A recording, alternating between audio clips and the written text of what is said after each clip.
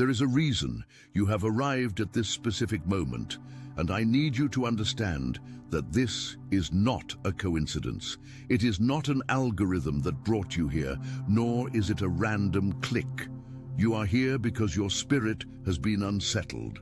You are here because, deep down, in the quiet moments when the house is still and the distractions of the day fade away, you have felt a tug in your chest. It is a heaviness, a subtle alarm bell ringing in the distance of your soul. You have looked at your son, perhaps across the dinner table, or maybe just a photo of him if he's far away, and you have seen it. The smile is there. The routine is there. He says he's fine. He says everything is okay, but your spirit, the part of you that is connected to the divine source of all truth, knows better. You know that behind the composed expression, behind the silence, there is a cry for help that he does not know how to voice. This is a divine summons. Attention, you need to prepare now. I put together an exclusive resource for those who feel set apart for something greater, but live surrounded by noise, distractions, and mental overload. This is a 30-day journey that will transform your life. A guided path to armor your mind and prepare for what's coming with daily practices of focus, boundaries, and discipline. Stop negotiating with the noise. Learn to spot distractions before they control you, and strengthen your mind. Also available in an immersive audio version. Over 10 Zuru readers have already transformed their lives through the 30-day journey. Thousands of people have already started this transformation. People like you who are tired of living in the fog. Ordinary people who decided to stop accepting mental chaos. Take advantage of this limited time offer only this month. Access your link just below in the pinned comment. Heaven has located you today because a spiritual event is currently in motion concerning your child. There is a timeline operating here, a sense of urgency that you must not ignore. We often hear about the witching hour or the turning of the day, but spiritually, the concept of the clock striking 12 represents a threshold. It is the tipping point between darkness and light, between a battle lost and a battle won. Your son is standing at a spiritual intersection right now, and he feels alone. He feels as though he is fighting a shadow that no one else can see. And the most dangerous part, he thinks he has to fight it by himself. But he is wrong. He has you. And you have been called by the Almighty to intervene before this shadow takes root.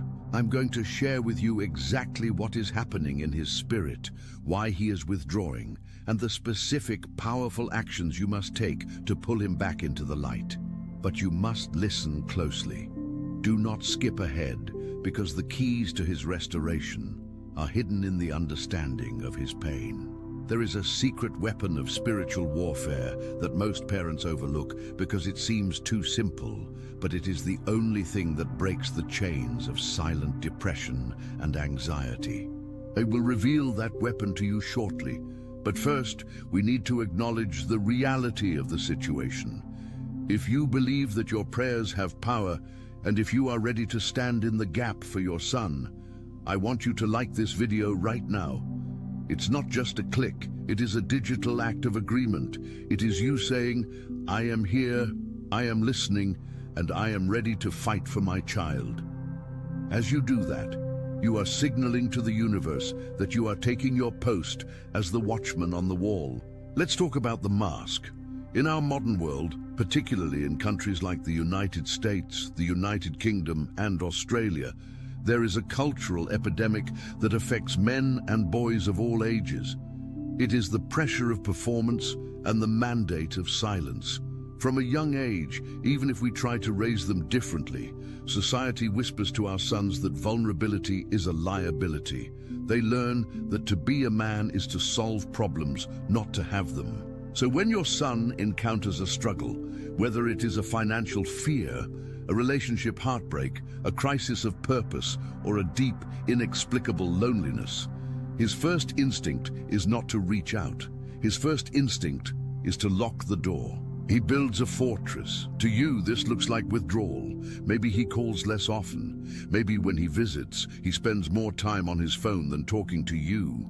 Maybe his answers become monosyllabic. Good. Fine. Okay. You ask, "How are you?" And he gives you the script. But look at his eyes. The eyes never lie. The spirit of a man can sustain his infirmity, but a wounded spirit who can bear. That is what the Proverbs tell us. Your son is carrying a wounded spirit. Science tells us that when a human being is under prolonged stress or emotional pain, the prefrontal cortex, the part of the brain responsible for logic and communication, can become inhibited by the amygdala, the fear center. Literally, his brain is in survival mode. He is not ignoring you because he doesn't love you. He is silent because he is spiritually and biologically overwhelmed. He is drowning in shallow water, and he is too ashamed to stand up and say, "I can't breathe." But here is where the spiritual reality intersects with the psychological. This isolation is not just biology, it is a tactic. There is an adversarial force that seeks to steal, kill, and destroy the destiny of your child. The enemy of our souls knows that if he can isolate your son, he can deceive him. The lie is always the same. No one understands you. You are a burden. If you tell them the truth, they will judge you. You are a disappointment. Has your son seemed more irritable lately? Does he snap at small things? Or perhaps he has become a ghost in his own life, present in body but absent in spirit. These are not character flaws.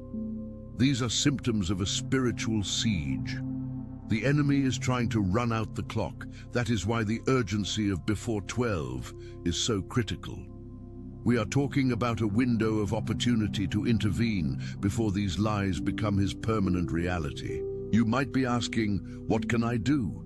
If I ask him, he shuts down. If I push, he pulls away. This is the dilemma of every parent who loves a child in pain. And this is where most of us make a critical mistake. We try to fix the fruit instead of watering the root. We try to offer solutions, advice, and lectures. We say things like, "You should just get out more," or "Why don't you try this?" We mean well, we love them. But to a drowning man, advice is just noise. He doesn't need a swimming lesson, he needs a lifeline. Before I give you the 3 steps to become that lifeline, I need you to subscribe to the channel and turn on the notification bell. We are building a community of spiritual warriors here, parents and individuals who refuse to let the darkness win. You need to be part of this because the battle doesn't end today. We need to stay equipped. Now let's go deeper. The solution begins with a shift in your own spirit. You must move from a posture of worry to a posture of war. Worry is passive. It is visualizing the worst-case scenario. Prayer is active. It is visualizing God's promise. The first thing you must do is stop agreeing with the enemy's narrative. When you see your son looking sad, don't think he is depressed. Think, he is under attack, and I am his defense. The first step is intercession without interrogation. This is crucial. Your son can feel your anxiety. When you approach him with a furrowed brow and 20 questions, he feels like a project that needs to be fixed. He feels your fear, and it adds to his burden. Instead, you must do the heavy lifting in the secret place. You need to pray a hedge of protection around his mind. You need to ask God to break the spirit of heaviness that has settled on him. But here is the secret that changes everything. The one I mentioned earlier. It is called the ministry of presence. In the book of Job, when his friends first arrived to comfort him in his agony, they did the best thing possible. They sat with him in silence for 7 days. They didn't speak, they didn't explain, they just sat. It was only when they started talking that they messed everything up. Your son needs to know that he can be in your presence without performing. He needs to know he can be broken around you without you trying to glue him back together immediately. Imagine this scenario. You are in the car with him. Usually, you would fill the silence with questions. How is work? Are you dating anyone? Did you fix that thing at your apartment? This time, you do something different. You drive, you play some soft music. You say, I'm just really glad I get to be with you today. Tahdi. And then you let the silence do the work. In that silence, the pressure lifts. The message you are sending is powerful. I love you for who you are, not for how well you are doing. This creates safety, and safety is the soil in which the truth can finally grow. When he feels safe, the words will eventually come. It might not be today, it might not be tomorrow, but you are stopping the clock. You are resetting the timeline. There is a powerful concept in psychology called co-regulation. When you are calm, grounded, and spiritually at peace, your nervous system literally communicates with his. Your peace becomes his anchor. But if you are frantic and terrified, your chaos feeds his chaos. This is why your spiritual walk is the greatest gift you can give him. You must be the lighthouse that stands firm, no matter how high the waves crash against his boat. I want to challenge you right now. If you are recognizing your son in these words, I want you to type his name in the comments. You don't have to say what is wrong, just type his name. By doing so, you are bringing him into this circle of prayer. We are going to agree with you for his breakthrough. There is power in a name, and there is power in agreement. The second step is validation. This is difficult for us because we want to take away the pain. If he says, I feel like a failure, our instinct is to say, no, you're not. You're amazing. We think we are helping, but what he hears is, you are wrong to feel that way. We inadvertently dismiss his reality. Instead, try this. When he reveals a glimpse of his pain, lean in. Say, that sounds incredibly heavy to carry. I'm sorry you're going through that. Do you feel the difference? In the first response, you are debating him. In the second, you are joining him. You are validating his emotional experience. This validation breaks the isolation. Suddenly, he is not alone in the dark hole. You have climbed down there with him, not to pull him out by force, but to sit with him until he finds the strength to climb. Now we must address the clock striking 12. What does this mean? In spiritual terms, midnight is the transition. It is the moment when the day changes. If we ignore the signs, if we let the sun go down on his wrath or his despair without intervention, the roots go deeper. The 12 represents the hardening of the heart. We want to reach him while his heart is still tender, even if it is hurting. The adversary wants your son to believe that he has crossed the point of no return. Maybe he has made mistakes. Maybe he has debts or addictions or broken relationships. The enemy whispers, it's too late. It's midnight. The day is over. Your job is to declare a new morning. Your job is to remind him that God's mercies are new every morning. But you cannot do this with mere platitudes. You must do it with authority. This brings us to the third step, the prophetic blessing. In ancient times, the blessing of the father or the mother was a tangible force that directed the destiny of the child. We have lost this art. We give gifts, but we withhold the blessing. You need to speak life over him, but not in a way that feels like a lecture. It can be a text message. It can be a handwritten card. It needs to be specific. I was thinking about you today, and I remembered the time you helped that stranger change their tire. You have such a kind and warrior spirit. I am proud of the man you are. Notice I didn't say, I'm proud of your job promotion. Praise his character, not his accomplishments. When you praise his character, you remind him of his true identity. You remind him that he is a child of God, capable, loved, and necessary. The enemy tries to strip him of his identity. You are the one who returns it to him. There is a cliffhanger in the spiritual realm right now. The enemy is waiting for you to give up. He is waiting for you to say, well, he's an adult now. There's nothing I can do. That is the surrender the dark side is hoping for. But you are not going to surrender. You are going to fight. The next revelation I'm about to share is critical because it deals with your own guilt. Many parents carry a heavy sack of guilt. Did I cause this? Was I too hard on him? Was I too lenient? Did I work too much? Listen to me. Guilt is a wasted emotion. It is a trap that keeps you focused on the past while your son needs you in the present. The enemy uses your guilt to paralyze you. If you are feeling guilty, you cannot be effective. You must forgive yourself. You did the best you could with what you knew at the time. God is not looking for a perfect parent. He is looking for a praying parent. Your imperfections do not disqualify you from being the vessel of His miracle. In fact, your vulnerability might be the very bridge back to His heart. Imagine going to your son and saying, "I know I wasn't perfect. I know I made mistakes, and I am sorry if I ever made you feel like you had to be perfect to be loved." Can you imagine the power of that apology? It shatters the walls. It disarms the defense mechanisms. It shows him that grace is real. We are approaching the end of this message, but this is really the beginning of your mission. The clock is ticking, but it has not struck 12 yet. There is time, but the time to act is now. Not with panic, but with purpose. Your son is crying out.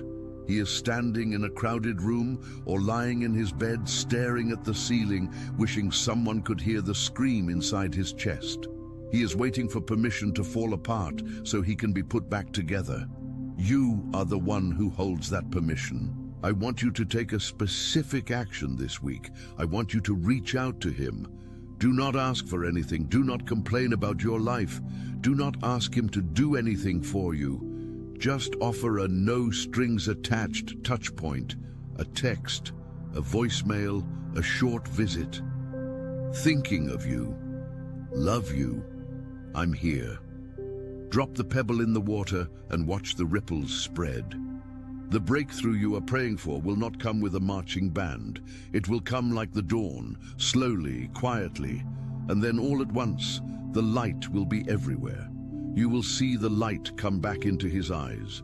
You will hear the genuine laughter return. And you will know that the God who watches over Israel, who neither slumbers nor sleeps, has watched over your house. Do not let fear dictate your actions. Fear is a liar. Love is the truth. Perfect love casts out fear. Your love, empowered by the Spirit of God, is the most powerful force on this planet. As we close, I want to pray for you. I want you to receive this prayer as a mantle being placed on your shoulders. Divine Creator, I lift up the parent reading or listening to this right now. You see their heart. You see the tears they have cried in secret for their son. You know the name of the child who is struggling.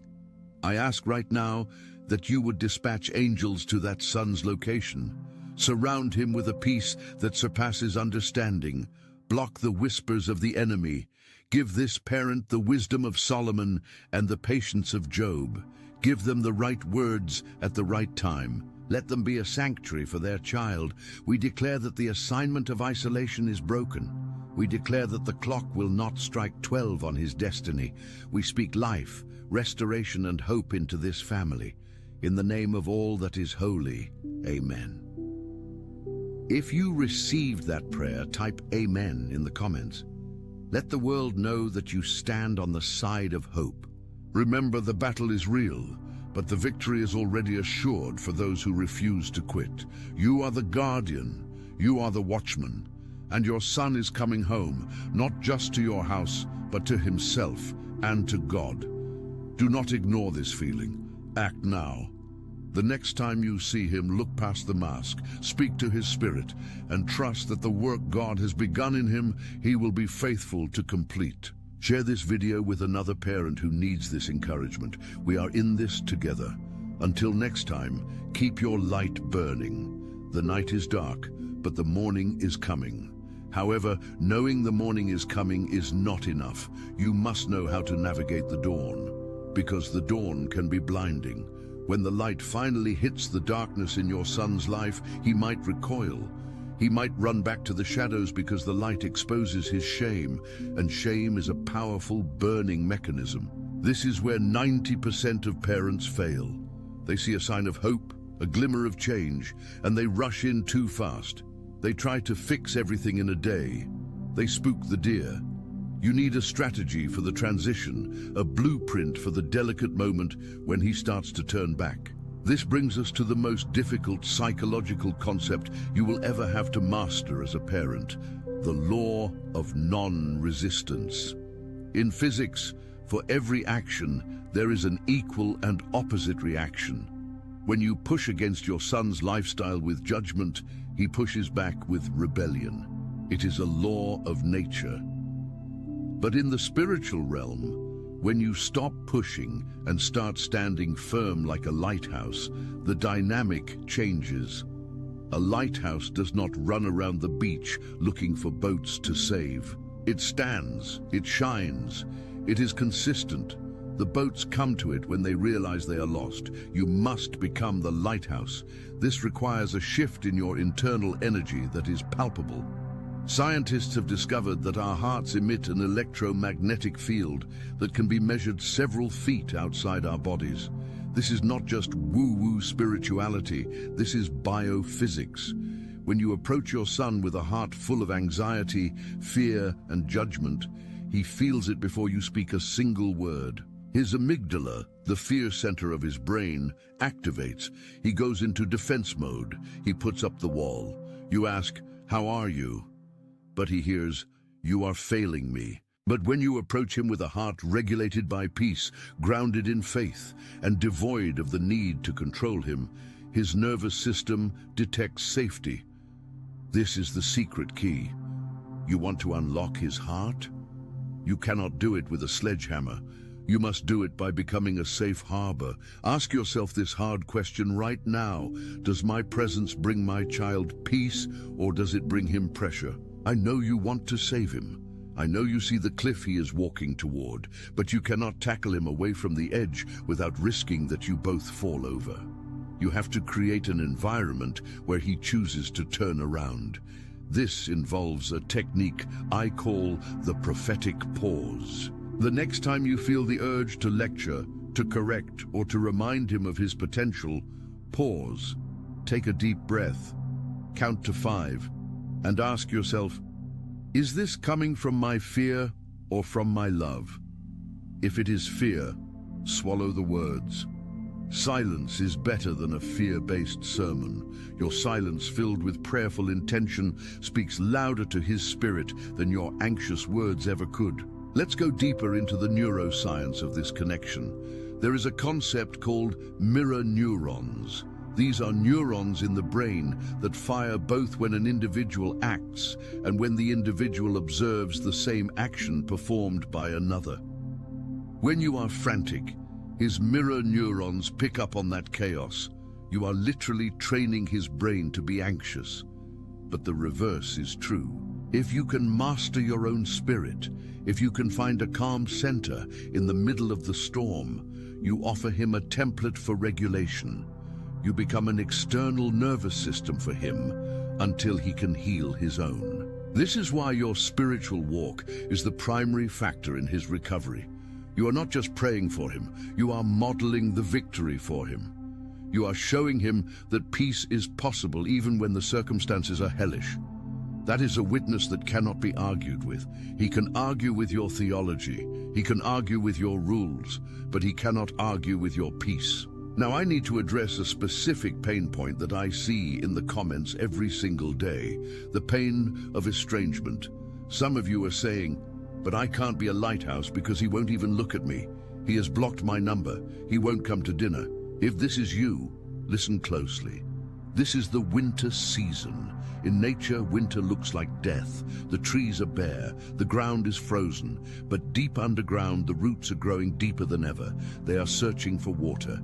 They are anchoring the tree against the coming storms. Your relationship is in winter. It looks dead on the surface, but you must believe that there is activity underground. During this period of no contact, your assignment changes. You are no longer the active gardener. You are the watchman on the wall. You must respect the boundary he has set. This is counterintuitive. You want to break down the door. But if you violate his boundary, you validate his reason for leaving. You prove to him that you do not respect his autonomy. Instead, you use the open door policy. You send one message, just one, and it says this: I love you, I am here, I am working on myself, just as I hope you're finding your way. The door is always open when you're ready. No pressure, just love. And then, and this is the hardest part, you wait. You wait like the father in the parable. Notice, in the story of the prodigal son, the father did not send a search party into the pigsty. He did not go and drag the boy home. Why? Because the boy had to come to the end of himself. If the father had rescued him prematurely, the boy would never have realized the value of the home he left. He would have remained a child. The struggle is what matures the son into a man. Do not rob your son of his struggle. It is the fire that is refining his gold. This is a terrifying thought for a parent. We want to cushion every fall, but some falls are necessary to break the pride that is destroying him. While you wait, you work. You work on your own garden. You reclaim your joy. The enemy wants you to be miserable until your son returns. That is a lie. If you suspend your happiness until he is fixed, you are making him responsible for your emotional state. That is a heavy burden for a lost young man to carry. He cannot carry his own baggage. He certainly cannot carry yours. So dare to be happy. Dare to pursue your hobbies. Dare to laugh. When he eventually looks back, and he will look back, he needs to see a parent who is whole, not a parent who is broken by his choices. A whole parent is attractive. A broken parent is a source of guilt. He will run toward wholeness. He will run away from guilt. Now let's pivot to the spiritual warfare aspect of this winter season. Because while you are respecting boundaries in the physical realm, you need to be aggressive in the spiritual realm. There is no distance in prayer. Quantum physics tells us about non-local connection. Two particles that have been connected can affect each other instantaneously across vast distances. You and your son are connected by blood and spirit. Your prayers are like precision missiles that can bypass his physical defenses and land directly in his spirit. I want you to pray a specific type of prayer. Stop praying, God, change him. Start praying, God, reveal the truth to him. Pray for the removal of the blinders. The scripture says the God of this age has blinded the minds of unbelievers. He isn't seeing reality. He thinks the drugs or the toxic relationship or the rebellion is freedom. He is hallucinating. Pray for the scales to fall from his eyes, and pray for the divine interruption. Ask God to bring people across his path who speak your language but don't have your face. Sometimes a son cannot hear the truth from his mother because the mother-son dynamic is too charged. He needs to hear it from a stranger, a mentor, a podcast host, or a random encounter. Pray for those divine appointments. Lord, send laborers into his harvest. Before I reveal the final, most potent strategy for reconnection, I want to ask you a favor. If this message is resonating with your spirit, if you feel the truth of it in your bones, please click the like button. It tells the algorithm to send this lifeline to other parents who are crying in the dark right now. And if you haven't subscribed, join our community. We are building an army of parents who refuse to give up. Now, the final strategy. It is called the legacy letter. This is not a text message. This is not an email. This is a handwritten letter. In a digital age, ink on paper carries weight. It carries energy. But this letter is not a list of grievances. It is not a plea for him to come back. It is a letter of blessing. In ancient times, the blessing was a powerful transfer of identity and destiny from parent to child. Many of our sons are acting out because they feel unblessed. They feel like disappointments. They are searching for validation in the streets because they didn't feel it at the table. Write him a letter that lists the gold you see in him. I remember when you were 7 and you helped that injured bird. I saw your compassion. I remember how you stood up for your friend. I saw your courage. Remind him of who he was before the world got its claws into him. Call out his destiny. I know things are hard right now, but I still see the king in you. I still see the greatness. Mail it and let it go. He might not respond. He might throw it in the trash, but he will read it. And those words will be seeds. They will bypass the intellect and lodge in the heart.